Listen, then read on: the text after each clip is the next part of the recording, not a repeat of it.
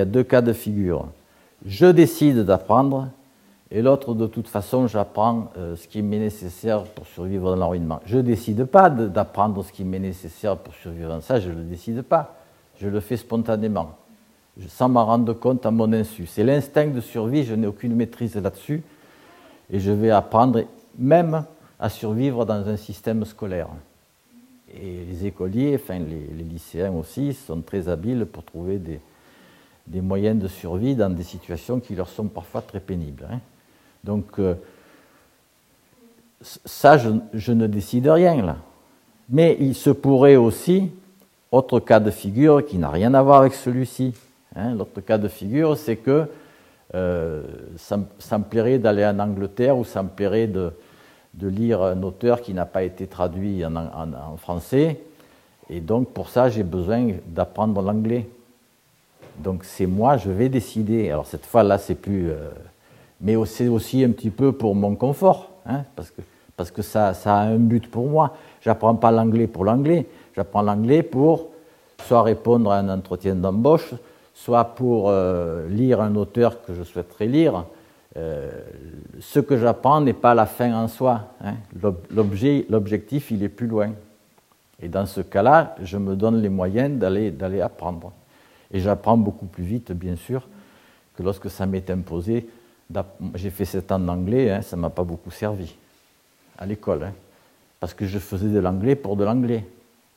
Si j'avais fait de l'anglais justement pour lire des auteurs ou pour répondre à un entretien d'embauche, ça aurait eu un tout autre sens et j'aurais appris très rapidement. Et franchement, j'ai appris beaucoup plus vite de mon séjour en Angleterre que de mes 7 années de lycée.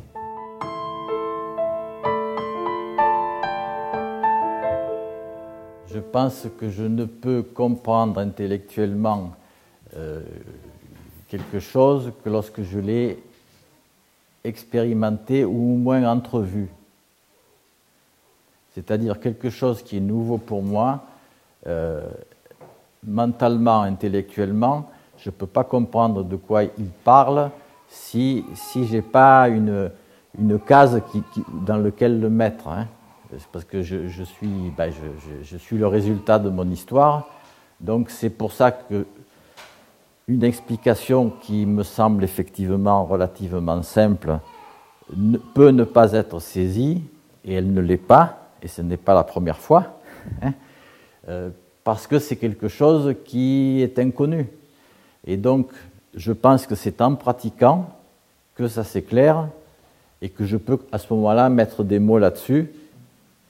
Donc même si je ne comprends pas ce qui se passe, dans la mesure où je baigne dedans, ça va me permettre d'insérer quelque chose que je ne connaissais pas précédemment et qui va progressivement prendre sa place.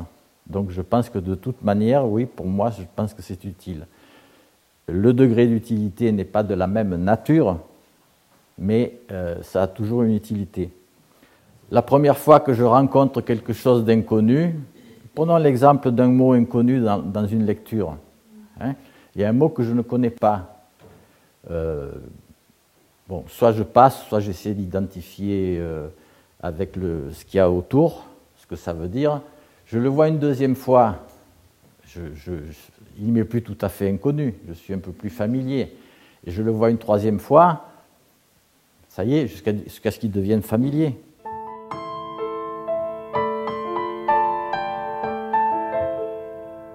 L'important, ce n'est pas le lieu où va l'enfant, c'est-à-dire à l'école ou à la maison, mais c'est en fait ce qui est déterminant et important, c'est ce que moi, parent, je pense, enfin, comment je vis la situation. Parce que selon comment je vis la situation, mon enfant y est également exposé. Et si par exemple, c'est juste une illustration, si je pense que et je lui dis je vois bien que tu n'es pas heureux à l'école, exemple, mais pour l'instant je n'ai pas d'autre solution et vraiment j'aimerais faire autrement, c'est bien différent que si je m'abstiens de le lui dire et que je lui dis va à l'école parce qu'après ça te servira, enfin tout ce qu'on dit. Voilà. Donc je pense que c'est en fait un travail qui est personnel et sur moi-même et non pas sur l'enfant. C'est là où, de mon point de vue, l'éducation se trompe, c'est d'agir sur l'enfant, alors que l'enfant va apprendre spontanément tout ce qui est autour de lui, et donc éventuellement, si j'agis sur ce qui est autour de lui, automatiquement, il va apprendre ce qui est autour de lui. Et je suis bien sûr un élément important de ce qui est autour de lui. Donc le plus grand service que je peux lui rendre, c'est de me rendre moi-même conscient et clair. Mais c'est juste la clarté, hein, c'est pas forcément. Je ne suis pas dans le registre il faut faire ça ou il faut faire ça ou il ne faut pas faire ça.